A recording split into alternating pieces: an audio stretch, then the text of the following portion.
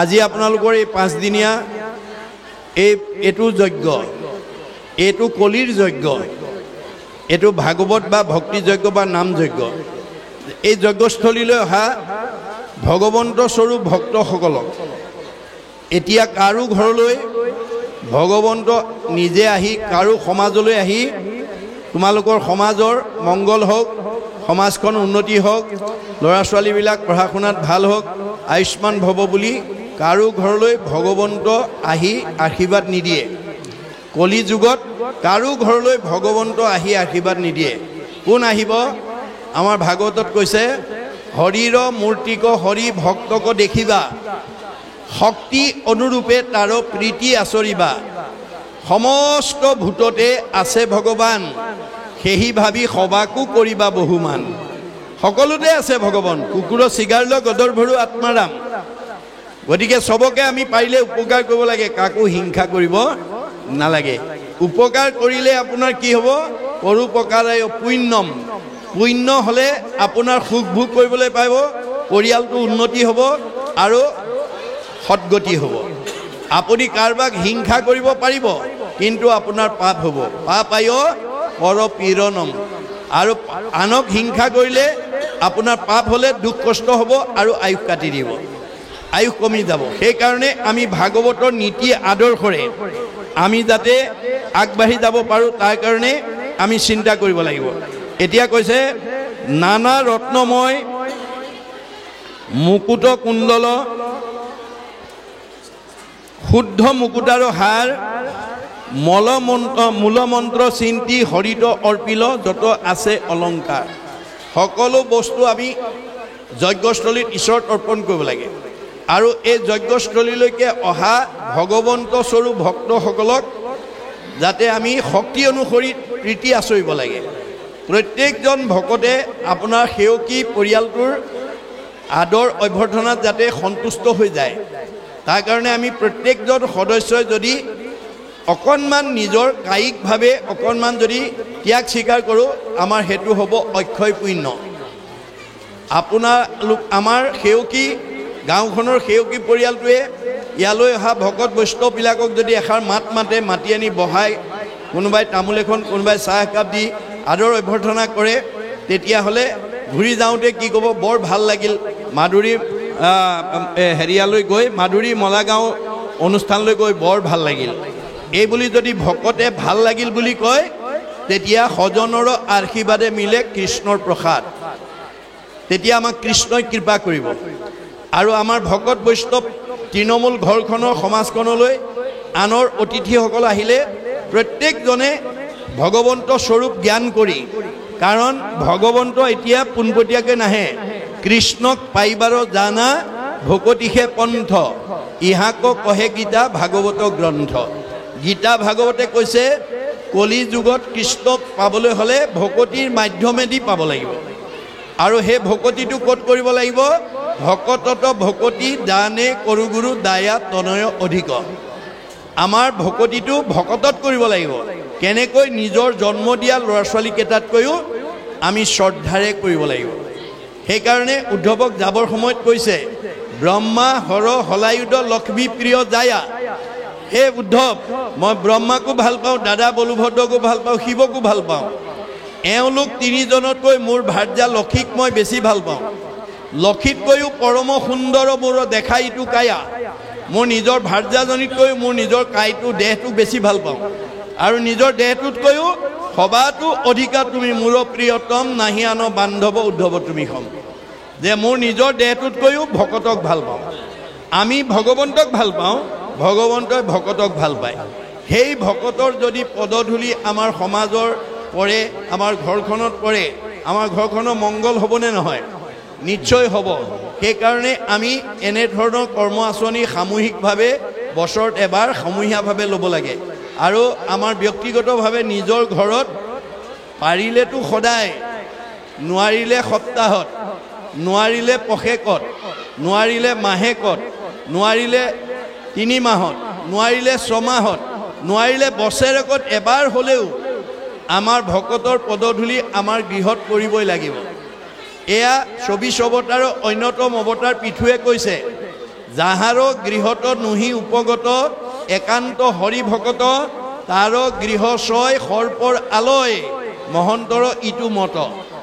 যিখন ঘৰত বছৰত এবাৰো ভকতৰ পদধূলি নপৰে সেইখন ঘৰত দুখ বেদনা ঈৰ্ষা হিংসা কুৰ্চুট কপট বেমেজালি বেছি হৈ থাকিব মনত থাকিব সেইখন ঘৰ কেতিয়াও শান্তিত আগবাঢ়ি যাব নোৱাৰিব সেইকাৰণে আমি ভাগৱতৰ পৰা এই মতবোৰ বুটলি নিব লাগে নি শক্তি অনুসৰি কাৰোবাৰ অৱস্থা ভাল মাধুৰী মলাগাঁও কাৰোবাৰ অৱস্থা ভাল 100 জনক মাতিছে কাৰোবাৰ অৱস্থা বেয়া 10 জনক মাতক তাকে কিন্তু দিল খুচিকে দেই ভকতৰ সেৱাত কৃপণালী নকৰিব ভকতৰ সেৱাত আপুনি দিল খুচিকে দিব আপুনি দুহাতে দিব আপোনাক চাৰি হাতে দিব আপুনি এগুণ কৰিব আপোনাক অনন্ত গুণ দিব এক গুণ লগাইলে অনন্ত গুণ হয় নাজানি মুগুদ হবে ধন খাঞ্চিত হয় আমাৰ বহুত মানুহে বছৰত এবাৰ সেৱা এটা পাতিলে ধন টকা পইচা খৰচ হ'ব বুলি কৃপণালী কৰে কিন্তু ভগৱানে কৈছে মোৰ কামত খৰচ নকৰিলে তোমাৰ কি হ'ব শাকত নাখাই লোন পিটিকাত যায় 3 গুণ তোমাৰ মই বহুত পইচা বেয়া কামত খৰচ কৰাই দিম ধন খাঞ্চি যিটো বিষ্ণু বৈষ্ণৱক নেদৈ গৃহাগত ভৈলে তাক নাই বুলি খেদৈ মাধৱৰ নাম লয়া বৈষ্ণৱ বোলাৱে হেনয় জনক দণ্ড দিয়ন্ত মাধৱে ভগৱন্তই কৈছে মই দিয়া ধন থাকি মোৰ কামত যদি ব্যয় কৰিবলৈ টান পোৱা তোমাক মই বৈষ্ণৱে হোৱা বা অবৈষ্ণৱে হোৱা তোমাক মই দণ্ড দিম শাস্তি দিম কেনেকৈ দিম নহি চুৰে নেই নহি অগ্নিয়ে দহয় হয় তোমাৰ ধন টকা পইচা চুৰ ডকাইত উগ্ৰপন্থীয়ে নিব নহয় জুয়ে পুৰিব নহয় আকস্মিক দুৰ্ঘটনা বেমাৰ আজাৰ হৈ ডাক্তৰে খাব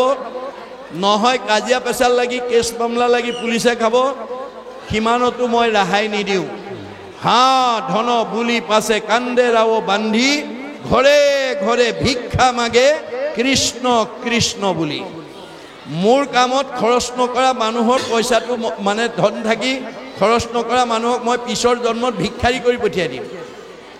আৰু মোৰ নাম লৈ ভিক্ষা খুজিলেহে তেওঁ সেই পাপৰ পৰা বা সেই দুখৰ পৰা মুক্ত হ'ব পাৰিব আপোনালোকে গাড়ীয়ে মটৰে ট্ৰেইনত গ'লে দেখিব যি জনগোষ্ঠীয়ে ভিক্ষাৰী নহওক সদায় ভগৱন্তৰ নাম লৈ ভিক্ষা খোজে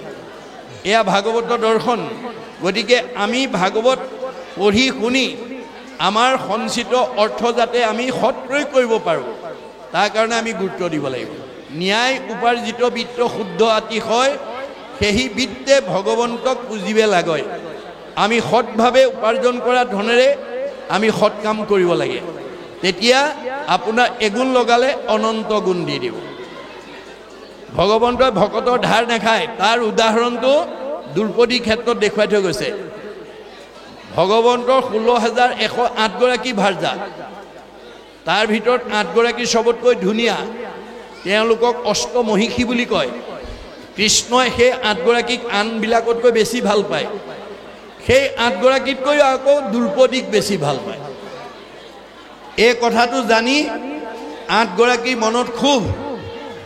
যে আমি ইমান ধুনীয়া ধুনীয়া 8 গৰাকী থাকোঁতে এওঁ আকৌ দ্ৰৌপদীকো ভাল পায় মানে 8 গৰাকীয়ে ভবাৰ লগে লগে ভগৱন্তই গম পাই গ'ল সবৰে হৃদয়তে ভগৱন্ত আছে কোনে কি ভাবে সব জানে মই কিয় দ্ৰৌপদীক ভাল পাওঁ এই কথাটো 8 গৰাকীক যদি বাস্তৱ উদাহৰণৰ দ্বাৰা দেখুৱাই নিদিওঁ অনাগত দিনত এওঁলোকে মোৰ তাৰ ওপৰতে খুব কৰি থাকিব জেদ কৰি থাকিব গতিকে সেই 8 গৰাকী মনৰ ভাৱটো সংস্কাৰ কৰি দিয়াৰ উদ্দেশ্যে তেওঁ তাৎক্ষণিকভাৱে কৰ্ম আঁচনি লৈ অস্ত্ৰ পৰিচালনা কৰি আছে আৰু দ্ৰৌপদীক আমন্ত্ৰণ জনাইছে অস্ত্ৰ পৰিচালনা কৰি থাকোঁতে হঠাতে আঙুলি কাটি তেজ ওলাল 8 গৰাকীয়ে কৃষ্ণৰ আঙুলি তেজ ওলোৱা দেখি ফটা কাপোৰ বিচাৰি ভিতৰলৈ সোমাল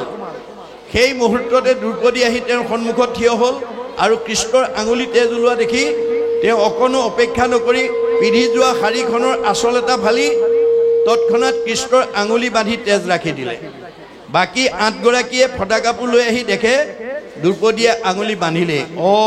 ভালেতো এওঁক ভাল পায় সেইদিনাহে বুজি পাইছে কৃষ্ণই দ্ৰৌপদীক কিয় ভাল পায় দৈহিকভাৱে নহয় কৃষ্ণই ভক্তিত ভাল পায় তেওঁলোক সংস্কাৰ হ'ল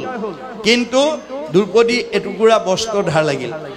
এটুকুৰা বস্ত্ৰৰ ধাৰ বস্ত্ৰৰূপে পৰিশোধ কৰি দিছে কোনদিনা ৰজস্বলা অৱস্থাত যিদিনাখন দুষাখনে দ্ৰৌপদীৰ বস্ত্ৰহৰণ কৰিছে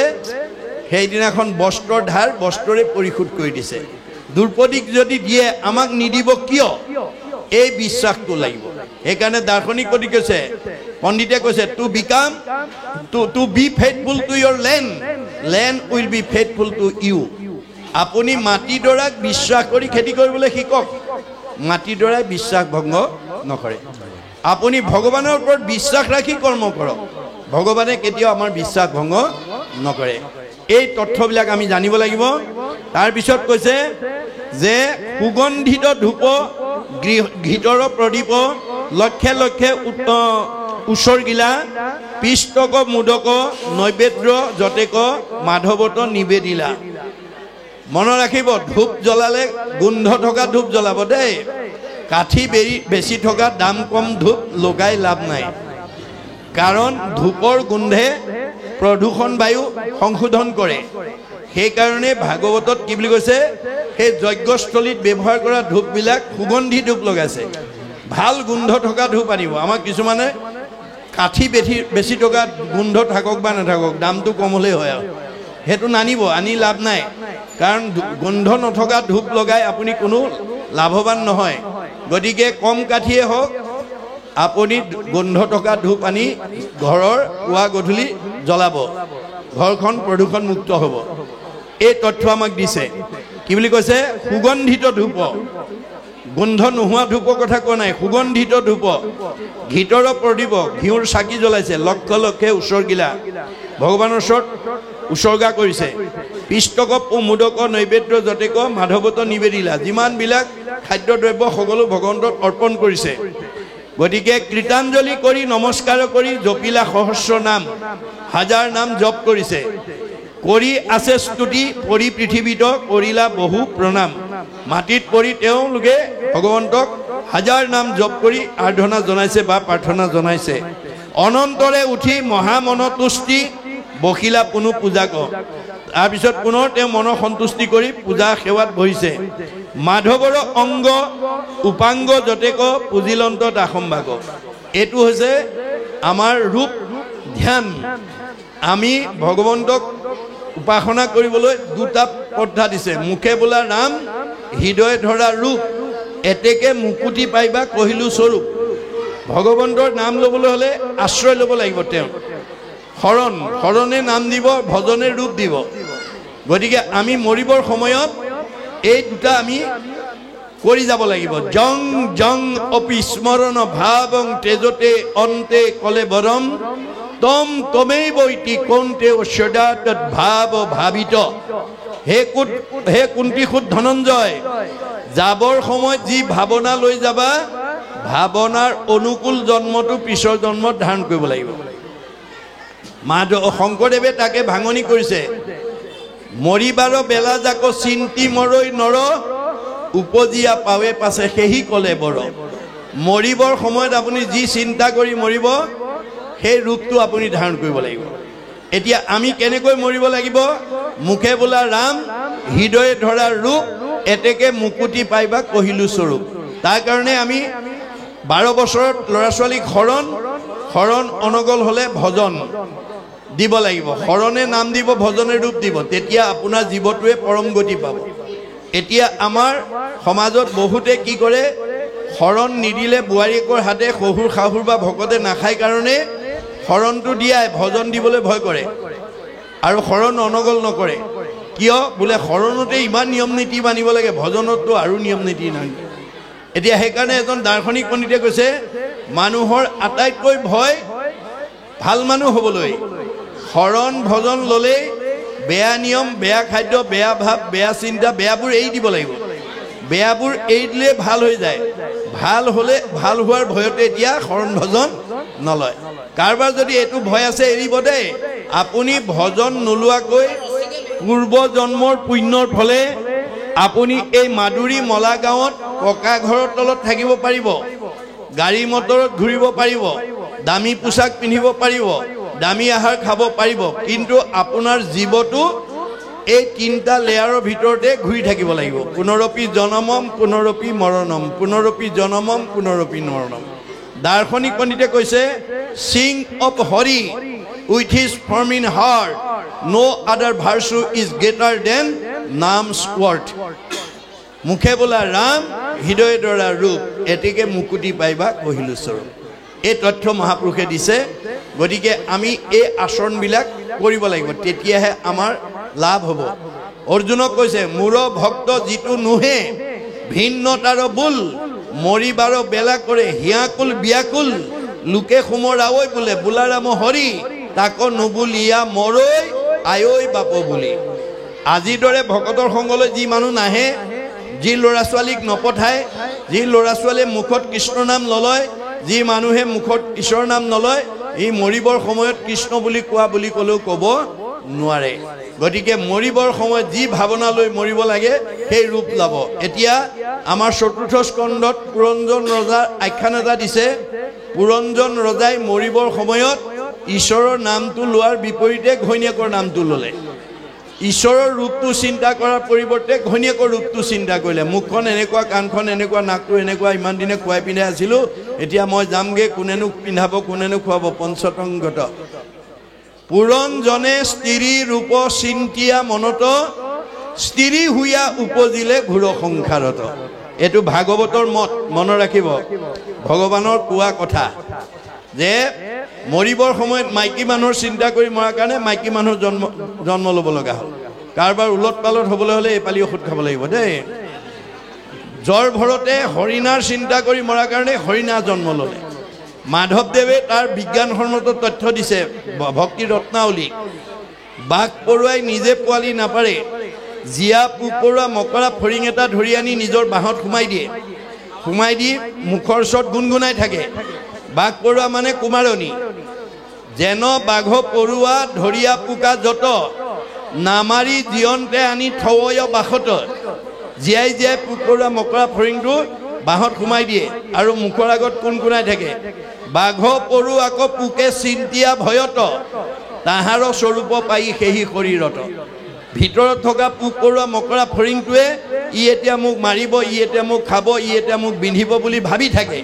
অহৰ্নিশে ভাবি থাকোঁতে থাকোঁতে তাৰ শ্বেপ আকাৰটো বাঘ পৰুৱালৈ ৰূপান্তৰিত হৈ যায় এহি মতে জীৱা যাক চিন্তিয়া থাকয় তাহাৰ স্বৰূপ সিটো অৱশ্যে পাৱে